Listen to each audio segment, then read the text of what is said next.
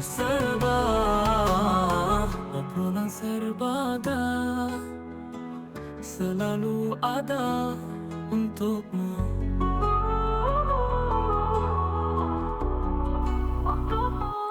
Assalamualaikum warahmatullahi wabarakatuh. Sobat Kom, kembali lagi bersama Anis di Serba, obrolan serba ada. Dan senang banget bisa kembali menyapa Sobat Kom dimanapun kalian berada. Tentunya masih dalam suasana bulan suci Ramadan. Dan semoga teman-teman Sobat Kom dimanapun kalian berada tetap dalam kondisi sehat, bugar, sehingga bisa menjalankan ibadah puasa dengan lancar. Nah, tentunya episode kali ini kita masih membahas seputar zakat nih. Nah, kalau episode sebelumnya kita sudah membahas tentang zakat itu ternyata bisa membersihkan hati dan jiwa kita nih. Dan pada episode kali ini kita akan bahas lagi nih tentang sebenarnya perannya zakat ini dalam kesejahteraan sosial tuh seperti apa sih? Nah, dan sekarang Ani sudah bersama dengan Sekretaris MUI Kota Bontang, yaitu Ustadz Dr. Andes Haji Muhammad Rais MPD. Selamat datang Ustadz. Ya, terima kasih sudah hadir di podcast Serba ya Ustadz ya. Iya. Jadi kita akan membahas nih Ustadz tentang sebenarnya perannya zakat, infak dan sodakoh ini dalam kesejahteraan sosial ini seperti apa gitu Ustaz. Baik, silakan Ustaz. Ya, baik. Assalamualaikum warahmatullahi wabarakatuh. Waalaikumsalam warahmatullahi wabarakatuh. Bismillahirrahmanirrahim. Alhamdulillahirabbil alamin. Alladzi an'ama 'alaina bi ni'matil iman wal islam wa bi ni'matil ukhuwah. Asyhadu an la ilaha illallah wahdahu la syarikalah. Wa asyhadu anna sayyidina Muhammadan abduhu wa rasuluh. Allahumma salli ala sayyidina Muhammad wa ala ali sayyidina Muhammad. Ikhwatal iman, sobat Kom, rahmati Allah Subhanahu wa taala. Alhamdulillah, salah satu kalimatun thayyibah mengandung pujian kepada Allah, juga mengandung rasa terima kasih kepada Allah Subhanahu wa taala karena kita masih berikan kekuatan, nikmat yang besar dalam bentuk iman dan Islam. Kemudian juga kita bersyukur karena kita masih bisa berinteraksi dengan siapapun juga. Khususnya pada momen ini kita bisa bermuwajahah pada kegiatan pada kesempatan yang berharga ini. Kemudian kita bersalawat kepada baginda Muhammad Rasulullah sallallahu alaihi wasallam. Pujian dan doa kepada Allah kiranya Rasul terlepas kesejahteraan. Selanjutnya bahwa Islam adalah agama yang paripurna, agama yang sempurna, tak kurang sedikit pun. Sehingga Islam pun mengandung bukan sekedar acara-acara ritual seperti salat, haji, tidak. Ternyata Islam mengatur juga aspek-aspek ekonomi, aspek-aspek sosial. Islam sangat memperhatikan bagaimana umat Islam itu sendiri juga tidak berada pada posisi yang ekonominya terbawah atau dalam bahasa keras, bahasa yang sangat miris dengan kemiskinan. Tapi saya pungkiri bahwa namanya manusia tentu tahapan-tahapan dan level ekonomi tentu akan berbeda-beda.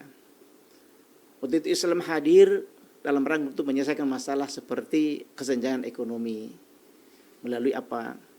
Satu rukun Islam adalah namanya zakat, infak dan sedekah.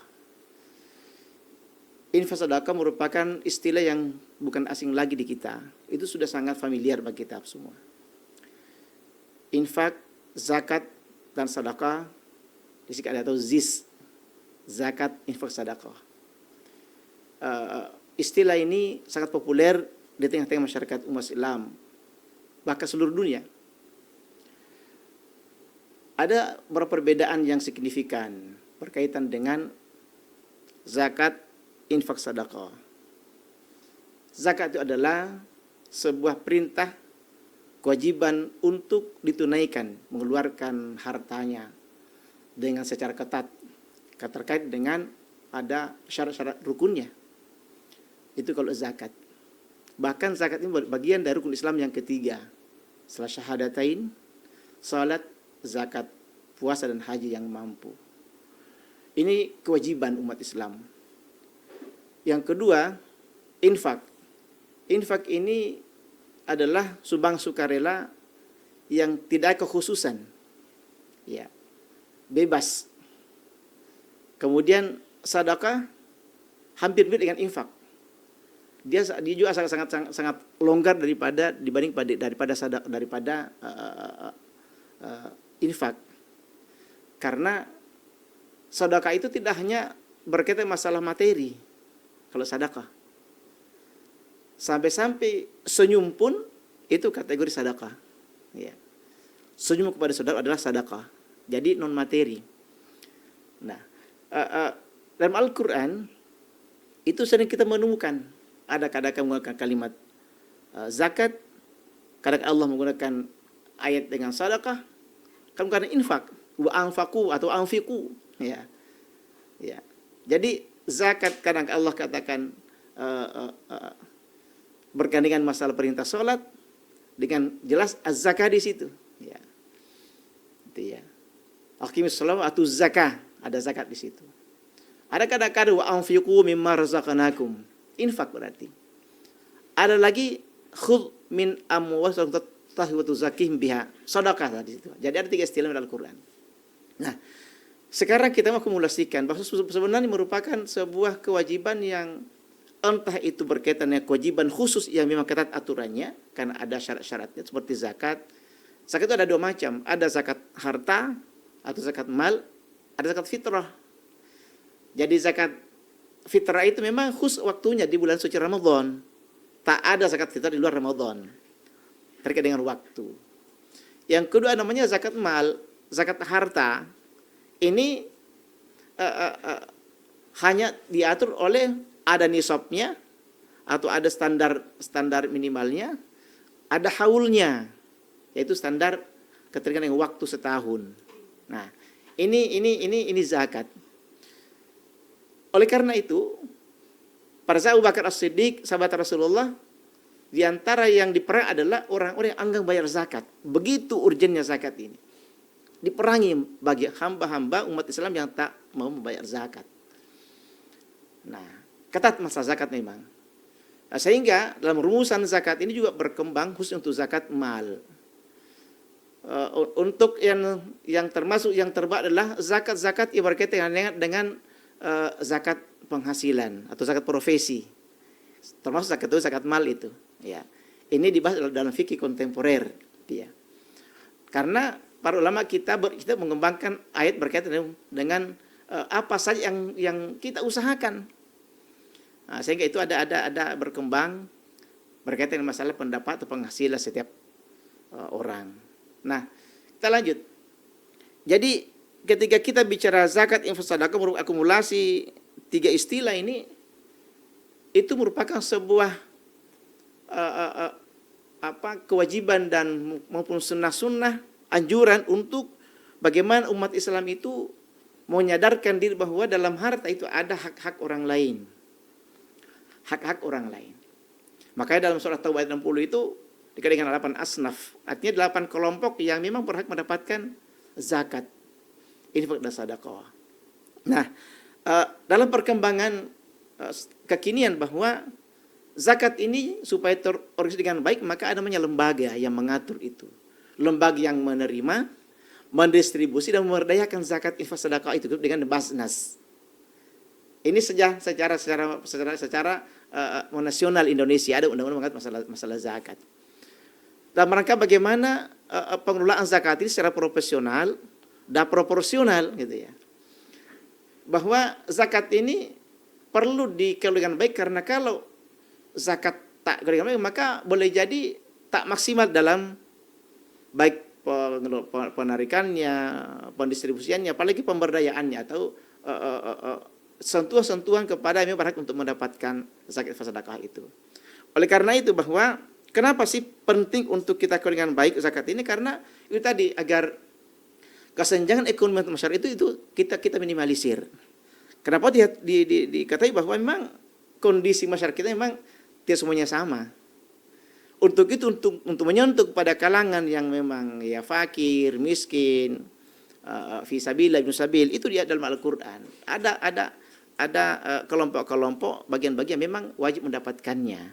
Nah, oleh karena itu, kenapa dalam negara kita ini menyentuh sampai regulasi dibentuk, diterbitkan, karena itu tadi Indonesia ini adalah mayoritas umat Islam. Dan tentu kalau kita mendengarkan beberapa literatur bahwa ternyata bahwa umat Islam juga banyak masyarakat yang miskin, fakir. Miskin, fakir itu miskin apa sih bedanya? Ya, bedanya Ya. apa itu, Ustaz? Kalau fakir sebenarnya tidak ada apa-apanya, tidak punya apa-apa untuk memenuhi kebutuhan hidupnya. Itu fakir. Itu fakir. Oke. Tidak punya apa-apa untuk bisa memenuhi kebutuhan hidupnya. Kalau miskin itu ada tapi terbatas. Tapi terbatas. Oh. Tapi terbatas untuk bisa memenuhi kebutuhannya. Jadi digabungkan fakir miskin gitu ya. Fakir miskin, dan Al-Qur'an pun itu kadang-kadang digandengkan itu. Nah, untuk itulah bagaimana agar warga umat muslim yang memang kategori itu mendapatkan haknya dari zakat, dari harta-harta orang-orang yang kaya atau muzaki. Jadi muzaki itu adalah orang yang kemampuan punya untuk berzakat, memenuhi syarat untuk berzakat, memenuhi kewajiban. Sementara mustahik adalah orang-orang yang memang berhak untuk mendapatkan. Jadi kewajibannya orang mampu dan haknya orang yang tidak mampu. Gitu. Jadi ada dua kelompok yang memang tak bisa dipisahkan. Ada muzaki, ada mustahik. Ada yang memang punya kewajiban berzakat, ada punya hak untuk mendapatkan zakat itu. Nah, pertanyaan adalah bagaimana, apa sih pengaruhnya ya? Iya. Apa perannya zakat itu dalam rangka pemberdayaan ekonomi umat atau kesejahteraan masyarakat? Tentu sangat besar sekali. Nah, paling tidak bahwa satu, meminimalisir kesenjangan ekonomi. Ya. Sehingga tidak awalnya fakir, miskin, dengan zakat yang mungkin yang baik, tahun ini mungkin jadi mustahik, bisa mungkin ke depan akan menjadi muzaki. Dengan pemberdayaan zakat. Nah, ini tentu dari teman-teman yang ada di Basnas itu tentu ada pemetaannya. Ya. Ada pemetaan. Kemudian ada perencanaan, ada perencanaan untuk bagaimana mendistribusi zakat yang terkumpul. Kemudian bagaimana pemberdayaannya. Jadi gini, kalau zakat fitrah itu terbatas memang untuk konsumtif di bulan Ramadan khususnya. Makanya zakat fitrah ini tidak boleh setelah khatib turun dari mimbar. Oh, oke. Pelaksanaan Idul Fitri. Pelaksanaan Idul Fitrinya. Ya. Jadi lebih awal lebih bagus. Dalam rangka untuk paling tidak menjadikan sebagai bekal untuk memenuhi kebutuhan selama Ramadan, terutama Idul Fitri. Itu ya. Beda kalau zakat mal. Zakat mal itu memang setiap waktu boleh. Yang penting satu, memenuhi nisabnya. Nisab itu standar minimalnya. Ya. Yang kedua cukup setahun tersimpan. Dan atau kata misalnya kalau zakat penghasilan, ini kalau dalam fikih kontemporer itu dibahas, panen ceritanya, pengkiasannya kepada panen tumbuh-tumbuhan, tanaman. Kapan panennya? Kalau zakatnya. Nah, sama dengan gaji misalnya. Gaji atau bonus apa namanya, pendapatan yang sudah memenuhi standar minimal, pengkiasannya apa? Boleh jadi pengkiasannya kepada panen. Dan setiap panen mendapatkan 2,5 kewajiban 25% untuk mengeluarkan. Nah, seperti kita mungkin PNS itu ya. Itu Pemkot kan mengeluarkan setiap bulan dipotong ya, 25% ya. Nah, itu diambil dari zakat itu. Nah, kalau harta zakat mal ini dari harta ini, maka manajemennya tidak harus bulan puasa dikeluarkan. Katalah misalnya kalau hitungan Hijriah, ada zakat pada saat bulan Muharram. Ya. Hitungannya Muharram tahun depan, keluarkan. Tak harus menunggu Ramadan. Cukup setahun. Oke. Ya. Ya kan? Cukup setahun. Jadi tidak harus bulan Ramadan, enggak. Cuma kadang-kadang orang menunggu Ramadannya. Iya. Momen-momennya yang dianggap mungkin sangat bulan baik ya. bulan sangat menjanjikan pahala berlipat-lipat ganda gitu ya. Sehingga sebenarnya tidak mesti. Sama kita juga dipotong gaji kita dalam setiap bulan kan, terus menunggu setahun. kayak gitu ya. Nah, terkumpullah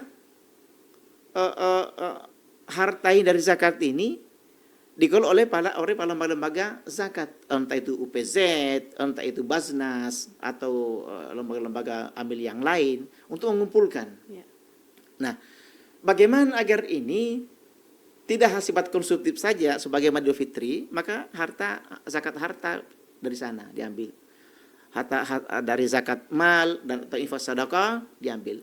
Nah, kalau misalnya Ramadan, Idul Fitri ke sifatnya konsumtif. Nah, bagaimana agar terberdaya ekonomi umat ini yang fakir miskin tadi, yang awalnya muslim menjadi muzaki, maka tentu kita berangkat menjadi zakat produktif namanya. Untuk ada usaha-usaha yang bisa mengembangkan hasilnya. Ibaratnya gini, kita bantu pelaut, jangan dikasih ikannya, kasih pancingnya. Ikannya habis dimakan saat itu. Tapi pancing bisa dipakai untuk mendapatkan ikan. Oke. Itulah pengkiasan analogi zakat produktif. Kasih modal. Saya dengar informasi teman-teman di Basnas itu pengusaha-pengusaha kecil yang usaha-usaha Ramadan ini kasih bantuan 5 juta satu pengusaha untuk takjil Ramadan, usaha-usaha. Jadi itu bagus. Itu memberikan pancing. Jangan kasih uangnya untuk beli sembako saja, tapi bagaimana ada usaha berputar di situ. Iya. Ada menghasilkan. Jadi uangnya tidak habis gitu. Tidak habis. Jadi itu maksudnya zakat produktif namanya. Jadi pemberdayaan ekonomi umat. Sehingga apa tadi? Meminimalisir kesenjangan ekonomi di tengah-tengah masyarakat kita. Yang kedua, agar ada terjadi pemerataan ekonomi. Bahwa harta zakat yang kita pungut dari muzaki itu bisa kasihkan kepada para mustahik, kelompok-kelompok fakir miskin dan seterusnya, itu merasakan hal yang sama bahwa ternyata Allah ini maha adil, sehingga dinikmati juga dinikmati oleh orang-orang yang muzaki tadi, yang kaya tadi. Nah, itulah Islam sangat menghormat, sangat mengangkat derajat orang-orang yang di bawah garis kemiskinan melalui pemberdayaan zakat. Oke, insyaallah. Selanjutnya bahwa zakat ini juga adalah bagaimana membangun solidaritas. Artinya apa yang dirasakan orang-orang kaya dengan kenikmatan hartanya paling tidak bisa dirasakan oleh umat Islam yang lain dengan harta dengan berbagi. Nah, inilah luar biasa dalam Islam ini sangat-sangat menjunjung tinggi kehidupan sejahtera, sehingga mengatur sedemikian rupa Islam ini sehingga tidak terjadi monopoli, ya. Monopoli artinya kan egonya muncul ya. Kalau monopoli itu artinya kan dia sendiri yang beruntung, yang lain tidak perhatikan. Subhanallah. Apalagi momentum Ramadan ini luar biasa. Bagaimana kita melihat gerakan-gerakan zakat di tengah-tengah umat kita, dan begitu juga orang-orang yang para muzaki dengan sadar sendiri untuk mengeluarkan zakatnya. Andaikan ini maksimal, umat Islam sadar zakat, dan berdasarkan penelitian itu justru ada orang miskin Indonesia. Umat Islam tidak ada. Ya, tentu akan dikalibrasi antara kesadaran berzakat dengan bagaimana manajemen secara profesional untuk menyentuh kepada tengah masyarakat Muslim yang memang membutuhkan sentuhan-sentuhan, bantuan-bantuan dari harta-harta orang-orang yang kaya. Ya. Ya. Berarti tetap memang harus ada kepekaan dari kita juga ya Ustadz ya, sebagai seorang muslim melihat keadaan kondisi sekitar nih. Harus ada. Maka lembaga-lembaga itu punya ada komisi sendiri yang memang untuk pendataan survei siapa yang untuk mendapatkannya. Iya, oke. Iya. Ini menarik nih Ustadz. Jadi tadi Ustadz Rais bilang ini soal pemberdayaan ekonomi umat gitu ya. Dan tadi kira-kira bisa nggak Ustadz? Tadi kan ada mustahik sebagai penerima zakat dan muzaki nih, si orang kaya yang memberikan zakat itu.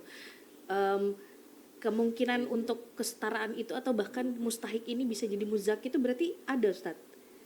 Iya. Dan kapan tuh? Kita ngelihatnya kapan nih? Kira-kira mustahik ini bisa menjadi muzaki itu seperti apa prosesnya? Jadi beberapa faktor yang memang harus saling menunjang. Iya. Iya. Pemodal adalah dari harta zakat modalnya. Nah, bagaimana tadi berubah status dari mustahik menjadi muzaki tentu tidak begitu mudah ya. Iya. karena perlu kompetensi yang dimiliki oleh mustahik mengelola usaha, bidang usaha mana yang dia kelola. Oke. Nah, gitu ya. Jadi tentu juga harus dibarengi dengan bagaimana membekali keterampilan yang harus dimiliki seorang mustahik untuk mengembangkan usahanya. Nah, Iya. dan itu berpeluang sekali, sangat berpeluang. Waktu yang tahun yang lalu di adik bahasa itu adalah namanya Z-Mart ya. Oh, Zmart, Z-Mart, ya. Itu kan bagaimana mendorong yang tadinya memang mustahik itu punya usaha, toko-toko yang kecil itu bisa meningkat usahanya. Saya nantinya akan berubah status, bukan lagi mustahik jadi muzaki. Iya. Ya kan itu contoh real. Artinya boleh jadi dari situ bisa dikembangkan atau usaha-usaha yang lain. Bukan hanya dari sisi perdagangan dalam bentuk sembako, mungkin dari sisi peternakan, dari sisi perikanan, usaha-usaha yang lain. Nah, oleh karena itulah tak berlalu kemudian begitu dikasih modal langsung berhasil, Iya, belum tentu juga. Ada proses yang Ya, ada harus proses yang dijalani. Iya. dilalui. Maka saya bilang tadi, faktor-faktor misalnya kompetensi dari usaha itu dipilih, mana yang bisa dikembangkan di sana sehingga nanti prospek itu bisa terbaca. Iya. Tentu juga dari pihak Basas juga menggandeng stakeholder atau OPD atau apa instansi yang bisa mendampingi Ya. untuk bisa meningkatkan kompetensi yang dimiliki oleh Mustahik tadi itu. Ya. Nah, memang tidak semua membuat telapak tangan. Memang butuh proses. Itu proses. Karena itu perlu ada kajian kelayakan untuk memberikan bantuan bidang mana kira-kira bisa berkembang. Misalnya di Malahing misalnya kan laut ya. Iya. Masa mau dikasih modal untuk pertanian? Iya. Ya kan? Nggak cocok. Nggak cocok Ustaz. lah. Iya. Ya yang cocok adalah perikanan. Iya. Misalnya begitu ya. Betul. Begitu sebaliknya. Usaha-usaha pertanian mesti berkembang bidang apa? Ya dikasihlah modal untuk bagaimana mengembangkan pertaniannya. Dan itu pun masing-masing punya ilmu. Iya. Perikatan serta merta juga terjadi. Khas udah punya ilmu berkaitan dengan bagaimana perikanan. Begitu yang pasti yang lain. Maka memang perlu dikonsep secara profesional dan menggandeng beberapa stakeholder yang memang bisa membantu untuk mengembangkan usaha-usaha yang produktif tadi. Iya, jadi memang perlu kolaborasi semua leading sector ya Ustadz ya. Yes. Jadi biar dari mustahik ini juga mengembangkan kompetensinya. Betul. Dan ibaratnya statusnya ini berubah nih dari Ya. bisa berubah dari mustahik ke muzaki ya Ustadz ya, walaupun memang tidak semudah membalikan telapak Betul. tangan gitu ya Ustadz ya. Harapannya begitu. Iya, Masya Allah ini tema yang luar biasa Ustadz. Ya. Tapi mungkin karena waktu yang terbatas kita Ya. harus akhiri. Mungkin nanti Ya. kita bisa bahas di next episode ya Ustadz. Insya Baik, Allah kita baik, insya ketemu Allah. di episode selanjutnya. Terima kasih Ustadz Rais sudah hadir Sama-sama. di podcast Oserba membahas tentang zakat, infak dan sodakoh terhadap perannya di kesejahteraan sosial gitu. Oke, baik Sobatkom dimanapun kalian berada, terima kasih sudah selalu setia menyaksikan Oserba, dan tentunya teman-teman selamat menjalankan ibadah puasa dan tetap semangat, tetap produktif agar puasa kita menjadi ibadah dan bernilai pahala di bulan suci Ramadan ini. Amin ya rabbal alamin. Dan saya Anissa, sampai jumpa. Wassalamualaikum warahmatullahi wabarakatuh. Waalaikumsalam. serba obrolan serbada selalu ada untukmu.